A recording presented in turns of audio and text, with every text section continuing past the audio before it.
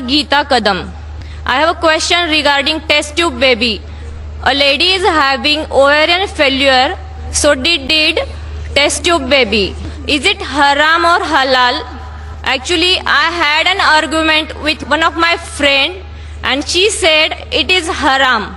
If it is haram, so what that lady can do for having a kid? Please explain me.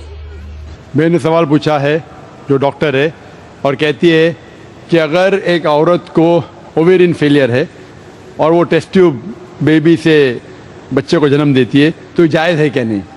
जितने भी medical ज़रिए है बच्चे पैदा करने के, मिसाल के तौर पे इन वेट्रो फर्टिलाइजेशन, टेस्ट ट्यूब बेबी, जितने भी तरीके हैं उसमें दो टाइप के तरीके, एक होता है होमोजीनियस, एक होता है हेट्रोजीनियस. होमोजीनियस मतलब कि जो ओवम है, बैदा है, वो होता है बीवी का और स्पर्म है, मनी है शोहर का, इसे कहते हैं होमोजीनियस.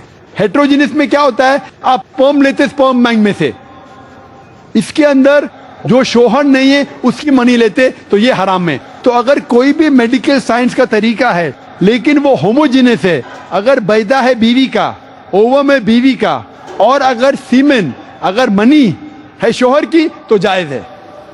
लेकिन अगर स्पर्म बैंक में से आप लेते हैं, दूसरे कोई आदमी का लेते हैं, ये हराम है. तो जितने भी मेडिकल तरीके हैं, अगर होमोजीनियस है इसमें कोई एतराज़ नहीं है, हेट्रोजीनियस है तो हराम है. Hope that answers the question sister.